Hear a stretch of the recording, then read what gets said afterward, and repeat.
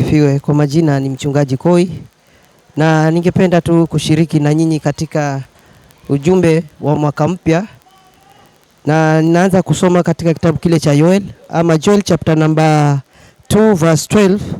Biblia inasema ya kwamba lakini hata sasa asema Bwana, rarueni nirudieni mimi kwa mioyo yenu yote na kwa kufunga na kulia na kwa kuomboleza.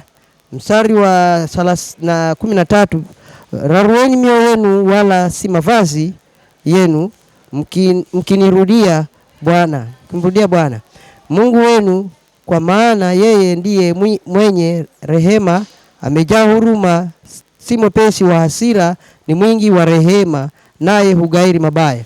Bwana Yesu asifiwe. Nataka tu niwaachie ujumbe wakati tuko katika season hii ya kusherekea. Biblia inasema kwamba turarue mioyo yetu wala si mavazi, na tuweze kumrudia Bwana. Na Mungu anasema ya kwamba si mwingi wa hasira, ni mwingi wa huruma, na ataturehemu. Kwa hivyo tuwe na wakati mzuri na tuendelee kumfurahia Bwana na tushiriki ule uzuri wa Kristo. Si Mungu awabariki.